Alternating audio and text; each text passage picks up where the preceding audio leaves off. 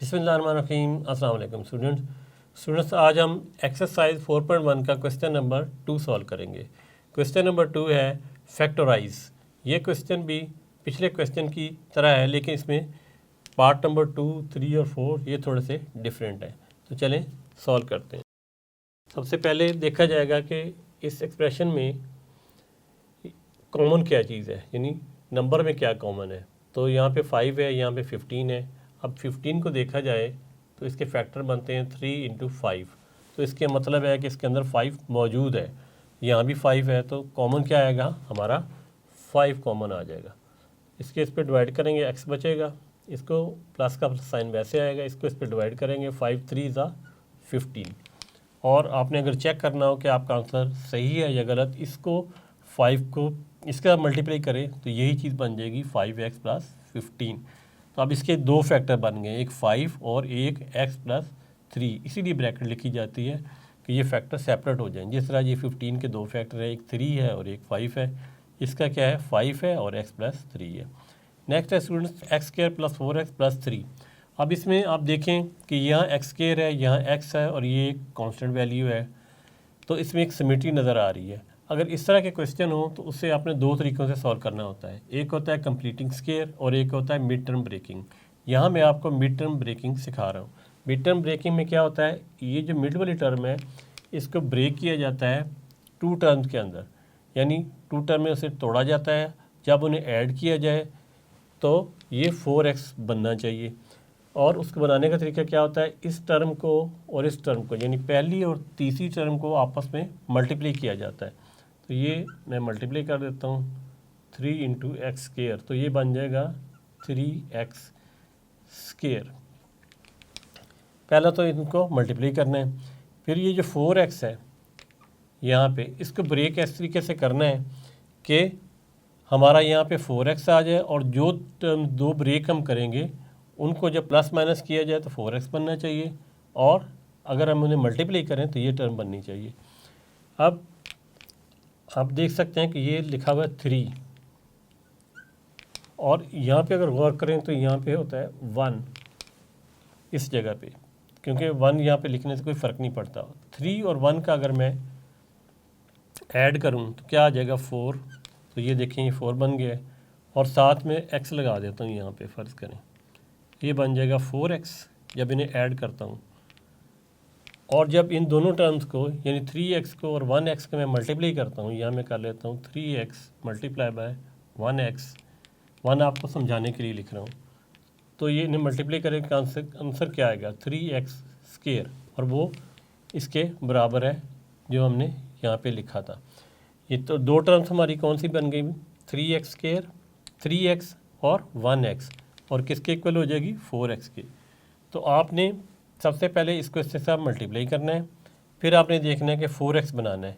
अब इस 3 को क्या किया जाए कि ये 4x बन जाए, तो यहाँ पे इसका कोएफिशिएंट 1 होता है, यहाँ 1 ले लें, बाज़ के यहाँ पे 2 होगा 3 होगा, तो उसको भी आपने इसके साथ मल्टीप्लाई कर देना है। तो जो कोएफिशिएंट बनेगा उसको हमने ब्रेक करके 4x बनाना होता है। तो इन दोनों को जब हम ऐड कर रहे हैं तो 4x बन रहा है, इन्हीं दोनों को जब हम मल्टीप्लाई कर रहे हैं तो ये बन रहा है। तो ये इसकी कंडीशन होती है। तो आप ये दो टर्म लिखेंगे नीचे, x square plus 3x plus 1x, 1 इसलिए लिख रहा हूँ ताकि वो समझ आए आपको कि ये 4x इक्वल है, प्लस 3। अब आप देखें इन दोनों को मल्टीप्लाई करें तो 3x स्क्वायर बन जाता है, और इन दोनों को ऐड करें तो 4x बन जाता है। अब ये किया क्यों गया था, किया इसलिए गया था कि 3 टर्म्स ही हमने 4 बनानी है, ताकि दो दो के जोड़े बन जाएँ, और एक इसमें से कॉमन निकल आएगा, एक इसमें से कॉमन निकल आएगा। अब इन दोनों में क्या कॉमन है, यहाँ पे x कॉमन है, इस क्योंकि इधर x स्क्वायर है, एक x बच जाएगा यहाँ पे, प्लस ये x बाहर आ गया, अंदर 3 रह जाएगा। अब यहाँ पे क्या कॉमन है, यहाँ पे स्टूडेंट देखा जाए बज़ाहिर तो नज़र आ रहा है कुछ कॉमन है, या 1 है या 3 है या x है। तो इस तरह की कंडीशन में अगर मैं इसके साथ मल्टीप्लाई 1 कर दूँ तो कोई फ़र्क तो नहीं पड़ेगा, 3 1 का क्या होता है 3। तो इस तरह की टर्म के अंदर जिसमें यहाँ भी कॉमन नहीं है यहाँ भी कॉमन नहीं है, वहाँ 1 कॉमन होता है। ये मैं सिर्फ आपको समझाने के लिए 1 लिखा था, नेक्स्ट टाइम यहाँ पे मैं हो सकता है 1 ना लिखूँ, तो यहाँ पे 1 कॉमन ले लेते हैं। फिर ब्रैकेट बनानी है, अंदर क्या रह जाएगा x, ये 1 बाहर आ गया, अंदर क्या रह जाएगा 3। अब जब इस तरह की इक्वेशन बन जाए तो इसमें आपने देखना है कि ये देखें कॉमन है, इधर साइन भी सेम होना चाहिए, इधर प्लस है तो इधर प्लस होना चाहिए, एक्स प्लस थ्री। अब इन दोनों में ये कॉमन है x+3, तो यहाँ लिखेंगे x+3 ब्रैकेट बनाएंगे, ये जब इसके नीचे डिवाइड करेंगे तो ये कैंसिल आउट हो जाएगा, x बच जाएगा प्लस का साइन, फिर ये जब इसके नीचे रख के हम डिवाइड करेंगे ये कैंसिल आउट हो जाएगा, यहाँ +1 बच जाएगा। अब स्टूडेंट्स हमारे दो फैक्टर बन गए x+3 x+1। फिर अगर आप चेक करना चाहें कि इसका आंसर ठीक है या नहीं, इन दोनों को आप मल्टीप्लाई जब करेंगे तो बन जाएगा x² + 4x+3। तो ये होता है इस क्वेश्चन को हल करने का तरीका और इसे कहते हैं मिड टर्म ब्रेकिंग। नेक्स्ट हमारा है पार्ट नंबर 3 पे x² + 6x + 8। ये भी देखें 1 2 3 टर्म्स हैं और उसी तरीके से हमने क्या करना है, पहली टर्म को दूसरी टर्म के साथ मल्टीप्लाई करना है, तो ये बन जाएगा 8x²। अब हमने इस 8 के ऐसे दो फैक्टर बनाने हैं जो 6x बन जाए, इन्हें ऐड किया जाए तो 6x हो, मल्टीप्लाई किया जाए तो 8x² बने। तो 8 के दो फैक्टर बनाते हैं, 8 के फैक्टर बनेंगे 2 और 4। 2 4 ज़ा 8, क्योंकि 8 छोटा सा नंबर है, आप ज़बानी सोच सकते हैं, 2 4 ज़ा 8। अब मैं 2 के साथ x लिख दूं और 4 के साथ x लिख दूं और इन्हें करूं मैं ऐड, तो आंसर क्या आएगा 6x। वो देखें 6x बन गया। अब ये दो जो हमें मिले हैं टर्म्स, इनको हम मल्टीप्लाई करते हैं, 2x इधर नीचे कर लेते हैं मल्टीप्लाई बाय 4x, तो आंसर क्या आएगा 4 2 ज़ा 8, x से जब मल्टीप्लाई करते हैं पावर ऐड हो जाती है 8x²। अब देखें स्टूडेंट्स कि ये हमारी कंडीशन पूरी होगी, ये जब मल्टीप्लाई करें तो ये कंडीशन पूरी होनी चाहिए और जब ऐड करें इसके इक्वल आना चाहिए। तो हमें कौन सी दो टर्म मिली हैं, 2x और 4x। यहाँ लिखेंगे x² + 4x + 2x + 8। इन दोनों में से और इन दोनों में से अब कॉमन लेते हैं, तो यहाँ x कॉमन आ रहा है, x + 4, यहाँ पे 2 कॉमन आएगा जो दोनों पे डिवाइड करता है, तो ये से डिवाइड करेंगे x रह जाएगा, 2 4 ज़ा 8, तो यहाँ पे 4 आ जाएगा, ये 4 है। अब x + 4 में कॉमन लें तो x + 4 कॉमन आएगा, ये इसके नीचे डिवाइड करते हैं तो x बच जाएगा, प्लस ये इसके नीचे डिवाइड करते हैं तो यहाँ से 2 बच जाएगा। तो हमारी ये दो टर्म आ गई, इसका फाइनल आंसर है।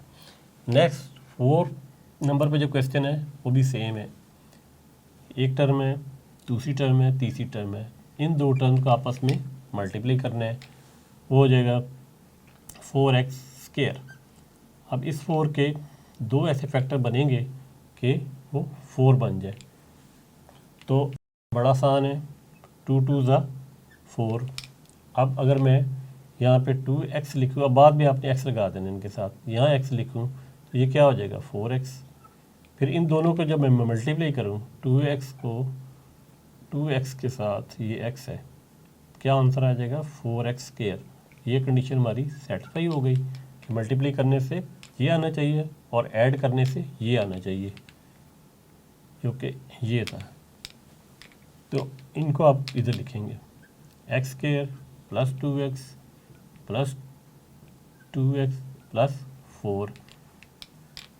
नेक्स्ट क्या है, इसमें से x कॉमन आ जाएगा, x + 2, इसमें से 2 कॉमन आ जाएगा, तो यहाँ पे x रह जाएगा, 2 2 ज़ा 4। और जैसे मैंने पहले बताया था इन दोनों का सेम होना ज़रूरी है। ये बाहर कॉमन आ जाएगा, x + 2 कॉमन आ गया, ये इससे नीचे रखेंगे कट गया, यहाँ आ जाएगा x, ये इसके नीचे रखेंगे कट गया, यहाँ आ जाएगा 2। ये दोनों जो फैक्टर हैं इनको जब मल्टीप्लाई किया जाए तो ये चीज़ बन जाती है। तो स्टूडेंट्स उम्मीद करता हूँ क्वेश्चन नंबर 2 भी आपने अच्छे तरीके से समझ लिया होगा। नेक्स्ट लेसन होगा क्वेश्चन नंबर 3 पे, तब तक के लिए अल्लाह हाफिज़।